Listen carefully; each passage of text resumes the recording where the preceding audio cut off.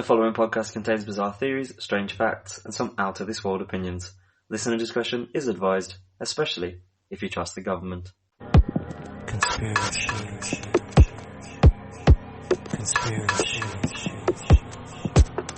Welcome back, conspiracy lovers, to another episode of Conspirashy, the show where no story is too strange, no theory too far-fetched, and no one is safe from our deep dives into the unknown. I'm Ash, your host, your guide into the world of conspiracies, and occasional devil's advocate. Just a reminder that we drop new episodes every Wednesday, so make sure you're subscribed so you never miss an episode. And I just want to take a quick beat just to let you know that I am recording in Thailand right now, my first time recording out here, so if you hear any strange noises in the background, Thailand. This week we're diving into the granddaddy of all alien conspiracies, the Roswell Incident in 1947. Buckle up, buttercups, because we're about to journey into the desert of New Mexico, where something strange fell from the sky and set off a UFO craze that's been buzzing ever since. Was it a weather balloon? Was it an alien spacecraft? Or was it a really big frisbee someone got carried away with? So grab a brew, sit back, and prepare to have your minds blown. Right, picture this. It's July 1947. America's just come out of World War II. People are jittery about the commies, everyone's obsessed with diners, and Elvis is probably somewhere learning how to curl his lip. Then you have Roswell, New Mexico, a small, unassuming town in the middle of the desert. Before the incident, Roswell was best known for being a sleepy little place with cattle ranches, wide open skies. The local airfield, Roswell Army Airfield, the RAAF, which we're definitely going to be talking about later on in the episode, was home to the 509th Bomb Group, the only units in the world equipped with atomic bombs at the time. Pretty intense. So one evening, after an intense thunderstorm, a rancher named Mac Brazel, I think that's how you pronounce it, Mac Brazel, is out checking out on his sheep, as you do as a rancher, and he stumbles upon debris scattered across his ranch, right? Now, this isn't your just run-of-the-mill litter. It's shiny, lightweight, and there are bits that won't bend or burn. Mac, being a sensible chap that he is, thinks, right, this looks like a military gear. Better tell the sheriff. So he took some of the debris to Sheriff George Wilcox in Roswell. Wilcox, baffled by the materials, contacted the nearby Roswell Army Airfield. Soon after, the military descended on the ranch faster than you can say the word classified. Why does everyone instantly call the military, by the way? Like, if I found something dodgy looking, right, in my back garden, I'd just assume it was just some dodgy DIY stuff. I don't know, like, I wouldn't think, I better call the sheriff, or I better call the police, or, like, why do people always go there? But to be fair, it was 1947. People trusted the government back then, or at least hadn't yet realised that they shouldn't. But anyway, the military quickly took over, so officers from the RAF turn up, scoop up the debris, and on July 8th, they released a press statement claiming they had recovered a flying disc. The local newspaper, the Roswell Daily Record, ran the headline, RAAF captures flying saucer on ranch in Roswell region.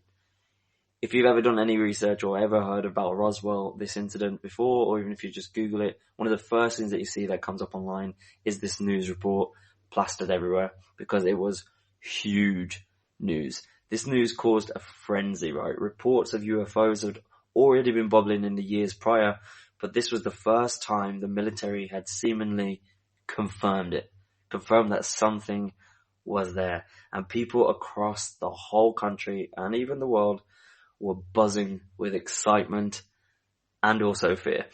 But then, like a bad magician trying to cover up a botched trick, the government suddenly backtracked and completely changed its tune. So within 24 hours, they released a new statement. Sorry, our bad. Wasn't a flying saucer. It was just a weather balloon. Oh yeah, of course. Because a bit of tinfoil and some sticks scream weather balloon. I mean, who believes that? Exactly. And the backpedaling only made people more suspicious, because that's not the shiftiest backtrack since my dog ate my own work. I don't know what is. Why announce it as a flying disc in the first place? Like, where would that even come from? to just be like, yes, we've recovered a flying disc. You don't, accidentally text someone, I love you, and then try and play it off as a typo. Like, mate, damage is done. Damage is done. You've already said it's a flying saucer. There's no backtracking here. And then to make things even weirder, witnesses started popping up with other wild stories. So there's one bloke out there, he said he'd seen alien bodies being whisked away to a secret facility. Another claimed the wreckage had strange hieroglyphics on it. The government kept insisting, though, it's just a balloon. It's just a balloon, guys. No panic. Everybody stay calm. Just a balloon. But by that point, the conspiracies were taking off. They were taking off faster than this UFO was flying around, let me tell you that.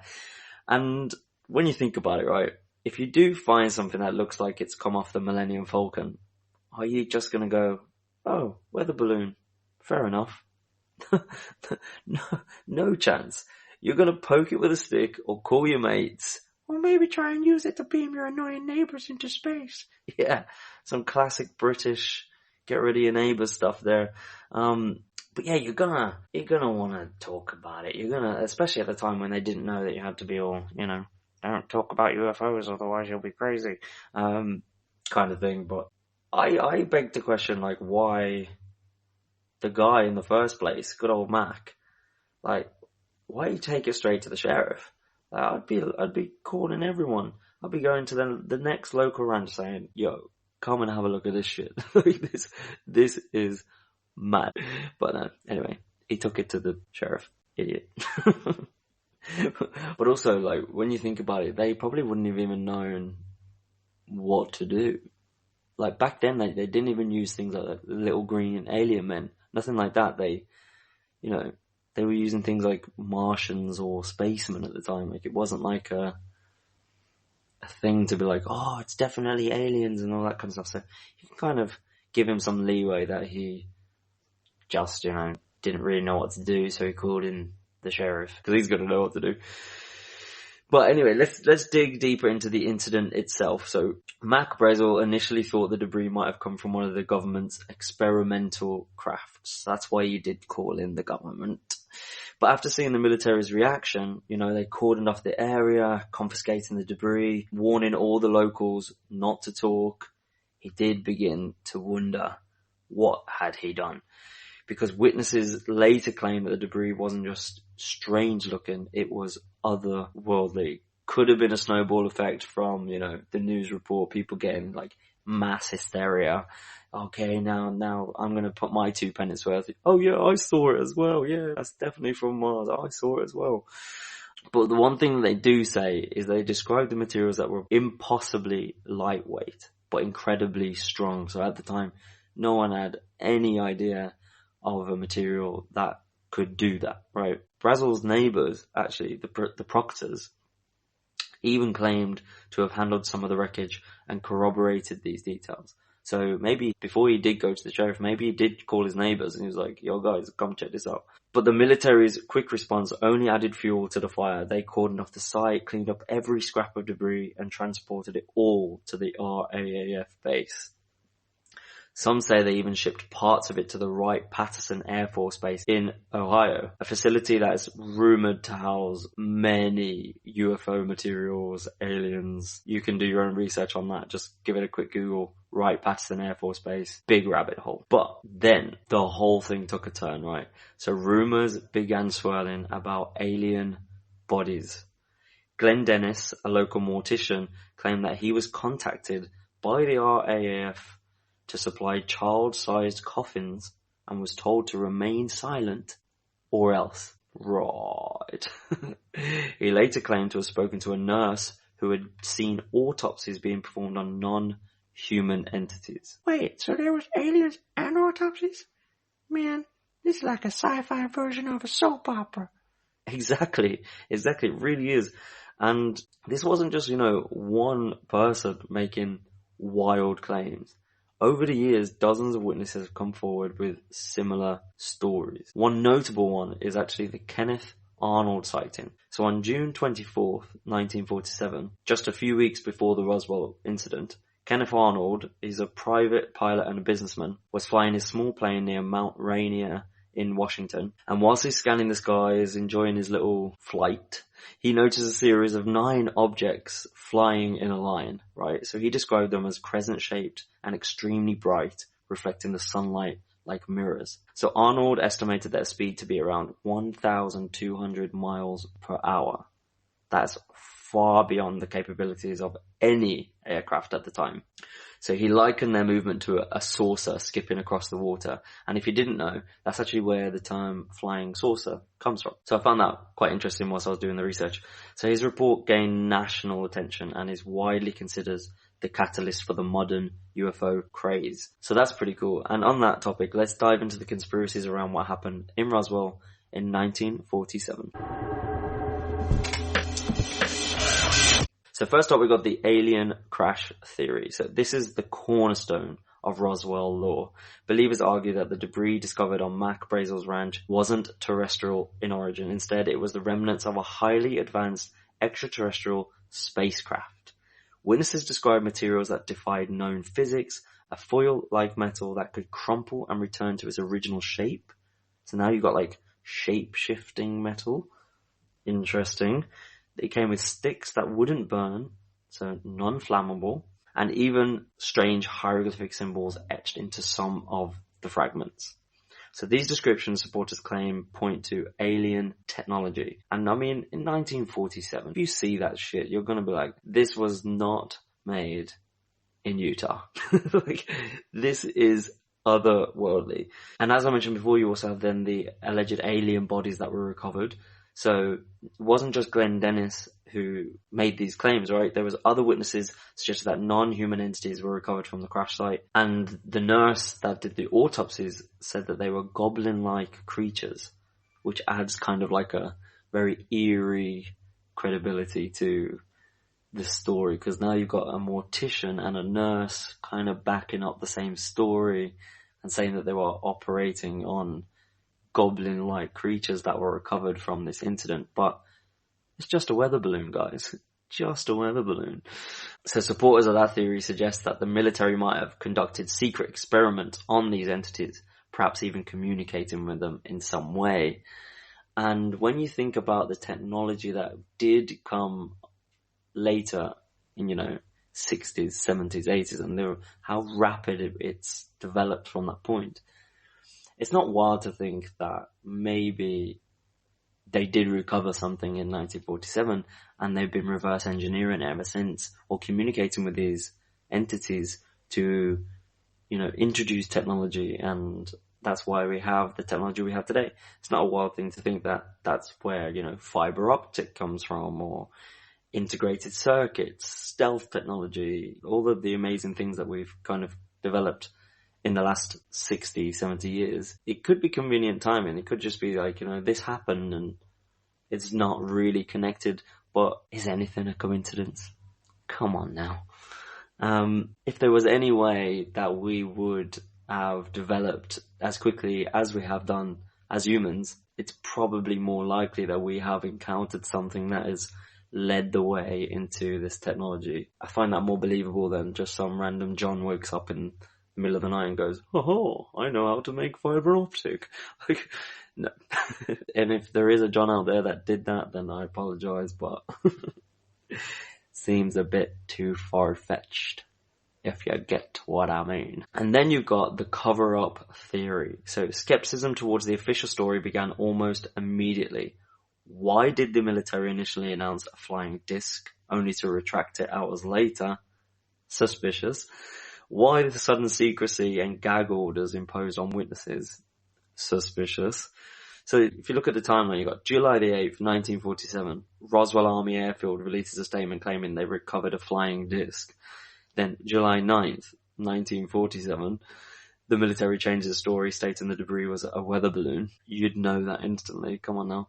Days later, reports emerge of intimidation. Ranchers, locals, and journalists were allegedly warned to stay quiet on this whole topic.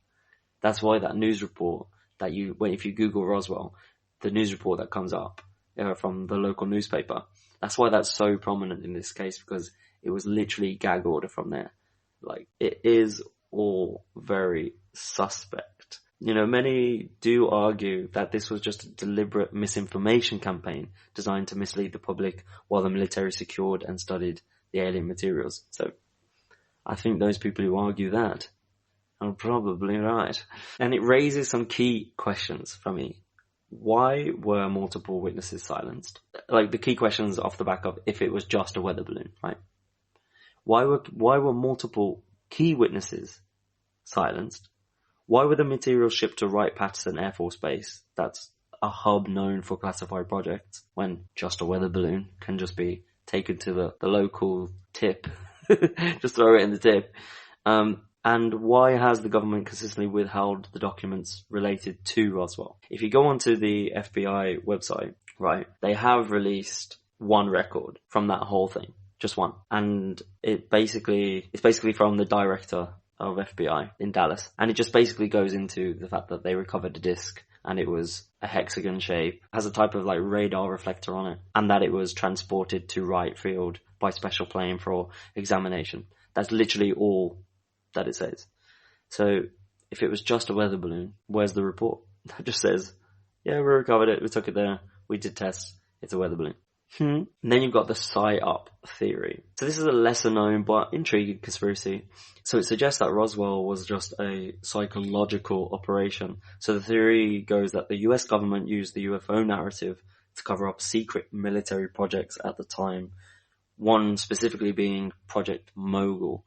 So Project Mogul is a classified program involving high altitude balloons equipped with sensitive microphones to be able to detect Soviet nuclear tests, which at the time, just after the war, they were very much like on high alert for any kind of nuclear tests being carried out. However, critics of that PSYOP explanation argue that the government's reaction, the press release, media secrecy, witness suppression, seems far too elaborate for a simple balloon mishap, which is what we just talked about. And they also point to the fact that the description of the debris doesn't match any known components of Project Mogul. So they kind of compared Project Mogul, these balloons with the radar, with the thing that was discovered in Roswell, and nothing lines up. And then you've got the abductions and exchange theories. This is where we're going to take a step further, obviously. So some theorists claim that the Roswell aliens weren't crash victims at all, but were captured alive. Stories started to circulate about secret negotiations between extraterrestrials and the US government. Allegedly, alien technology was exchanged for certain liberties, such as allowing abductions and experimentation on humans. Wild. And I have heard about this before, actually, like this whole idea of like allowing them to fly over different areas, because post this Roswell incident, they were like the abduction claims skyrocketed. People were being abducted here, there and everywhere, being probed and all sorts. People coming out with crazy, wild stories. Like, I even have someone that I wouldn't say that I know them, but they were in my area where I'm from, and they claimed that they were abducted by aliens, right? This was in late 90s, early 2000s. And yeah, they lived about 3 streets away from me, and they claimed that aliens came into their back garden and abducted them and brought them back. And the whole area was like, this woman is crazy. She's gone, she's an addict. She really suffered from that, because I think they took her house off her and everything. Like, it was pretty bad, because they thought that she was mental. I think they put her in a mental institution, because she was like adamant that she'd been abducted from her back garden. Like, this white light came and took her and brought her back. And now I'm like, well, maybe she wasn't crazy. Maybe she was abducted. Yeah, but imagine if you actually were. Imagine, this is the thing that drives me mad about kind of aliens and abduction stories, right? Is like, imagine it was you and you actually got abducted. Like, imagine you got whisked up into a spaceship, bright light, you got all these, hello, where are you from, kind of thing, you know, aliens, probing you, poking you, doing all these things. They show you the universe, all the rest of it. And then you come back down to this earth, and everyone's like, you're crazy. Lock her up. Put him in a mental institution. Give him drugs. Yeah, like, can you imagine, just for a second, what would you do? What would you do? That's a great question. What would you do if it was you? Would you be quiet and just never say anything out of like the fear of people thinking that you're crazy? Or would you just go like hell for leather, double down? I was abducted and I want everyone to know. I think for me, I don't know, I think I definitely tell people close to me because I think they would believe me based on past experiences that I've personally had with other things. Yeah, I think I'd tell my closest people. But outside of that, I don't know, it's hard to say because in the moment you probably think different because you've just got this wealth of knowledge that you want to share. But yeah, I think I'd stay quiet. I don't want to get locked up. I don't want to be in a straitjacket just because I got abducted. Like, no chance. But it would be so fun. It would be so cool. It'd be so good, wouldn't it? Imagine, you'd be like, oh, you picked me. Of all of these billions of people, you picked me. I feel special. Anyway, what am I talking about? Let's get back to Roswell. So the evidence of the abductions, right? So the abduction theory. There are some consistencies of abduction stories from the 50s onwards.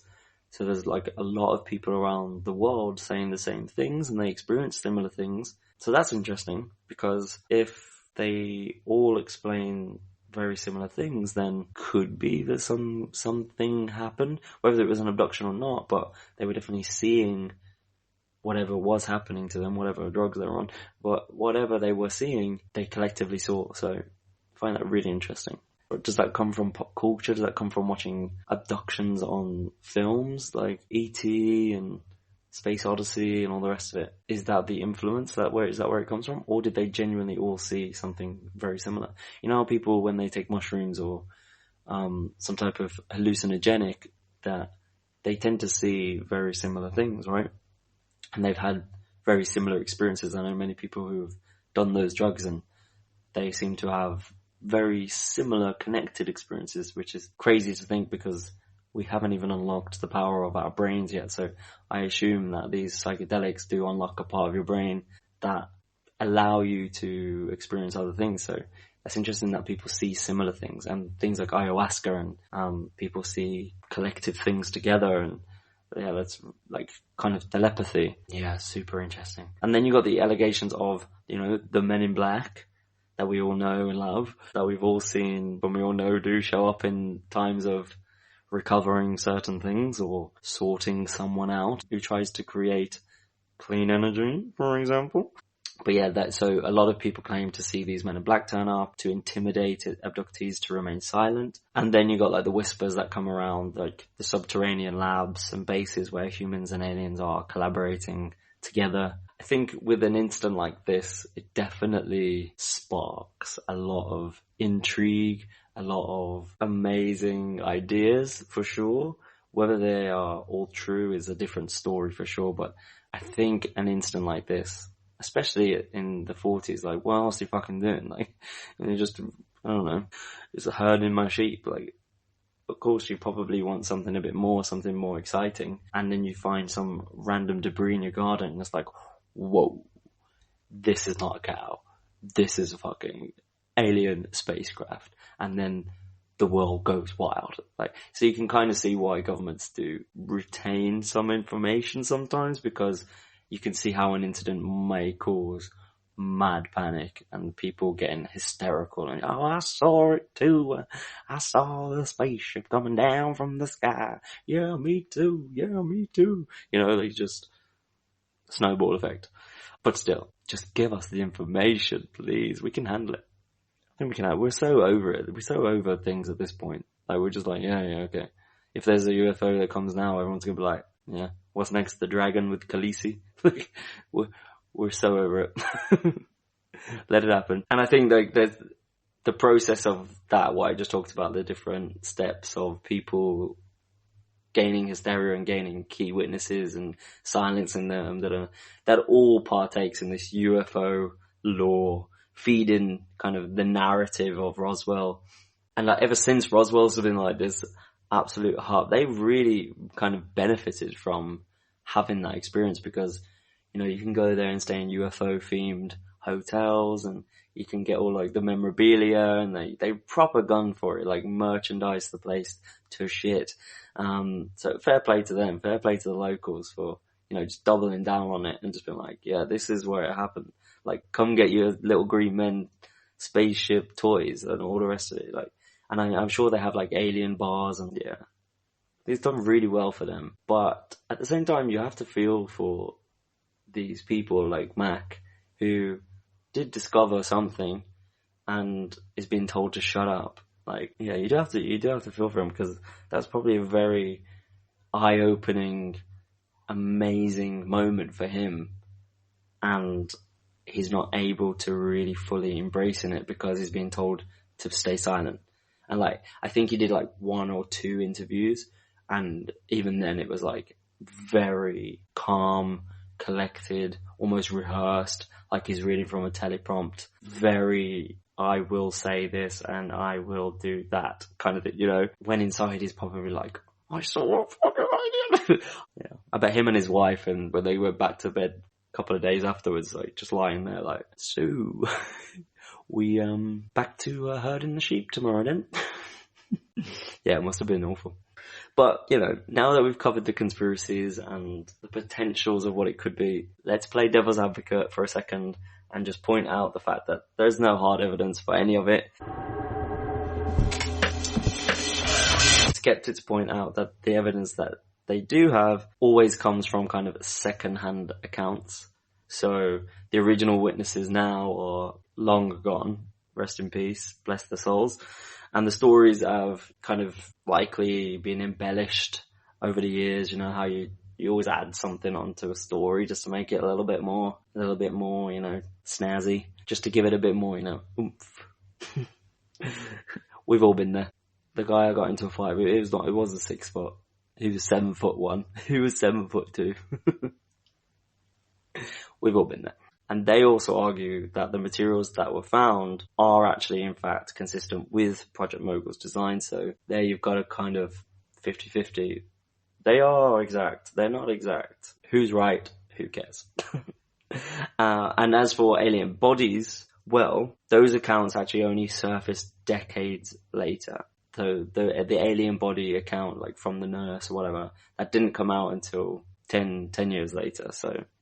But again, maybe it's because she was bloody scared for her life.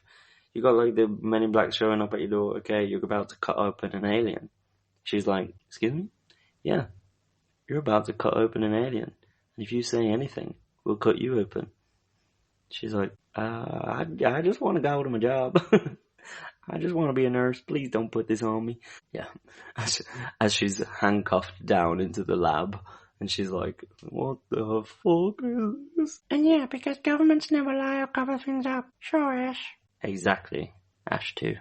Exactly. And I have to say, as always, it's a bit rich to dismiss any kind of conspiracy theory when you take the government's word as gospel. I think having an open mind, more of a broad perspective that things are possible outside of the realm of what you're told, it's a much more interesting way to live anyway, and it's why I do this podcast. I enjoy it. I enjoy going down the rabbit hole. Yeah, just reading these crazy things, because the more crazy it is, the better. I love it. Absolutely love it. And then you've got the fact that Roswell Incident wasn't actually an isolated event where it only took place in Roswell. So there have been other major sightings in the years that followed too. So you've got the Kecksburg Incident in 1965. So this was a mysterious metallic object which crashed into Pennsylvania. Witnesses claimed it was whisked away by the military, similar to Roswell. And then you've got a British example right here in the UK, the Rendlesham Forest Incident, which happened in 1980. So this is often called as Britain's Roswell, right? So it's the US Air Force personnel stationed in Suffolk reported strange lights and a metallic craft in the woods. So if you want to learn more about those incidents, the Kecksburg Incident or Rendlesham Forest Incident, you can just give them a quick Google or YouTube. Someone's definitely done some more information on those. So yeah, just give them a quick search. They're actually really interesting. The Rendlesham one in Britain is always kind of interesting, kind of has a bit more credibility to it. I don't know how to explain it, but like if it happens in England, it seems to have a bit more like, oh, it's not so American. like do you know what I mean though? It has a bit more believability to it maybe, because it just doesn't happen often here. Whereas in America it's become less credible because of how often and how saturated it's become. Not that it's any more correct either way, but yeah, I just feel like when something happens in England, it seems a bit more like out there. But yeah, here's the thing. Whether you believe the Roswell incident was a weather balloon, an alien crash, or something else entirely, it's undeniable that it kicked off the modern UFO craze. Like, the world was never the same after this incident. UFOs became a mad thing, aliens became a mad thing, became part of pop culture. It became, just something that we're used to all the way up to today. And now the fact that, we have these drone sightings recently, which I talked about in a previous episode. So if you haven't listened to that, go back and listen to that, or dive into the drones and Project Bluebeam. But yeah, it's definitely something that that event changed the course of how our brains intercept and receive alien news or UFO news or any kind of flying object news. And we have to thank it, because that's why we've got so many memes from Area 51 and shows like The X-Files. So thanks, Roswell. Shout out. Thanks, Mac. You should have kept it to yourself though and waited a couple of years till we had cameras and stuff, and could have took some real photos of it. You could have took some photos. You could have kept those alien bodies. There's never enough evidence. And beyond that, it does raise important questions about transparency. If the government did cover something up, what else might they be hiding? And if it really was just a weather balloon, why handle it so poorly? But whatever it is, Roswell reminds us to stay curious, question everything, and never stop looking up, literally and metaphorically. Conspirashy.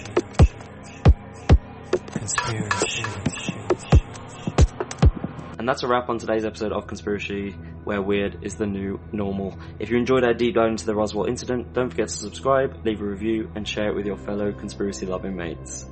You can hit me up on Instagram @Conspirashy, or email me, conspirashy@gmail.com. And who knows, your theory might inspire a future episode. And remember, the truth is out there.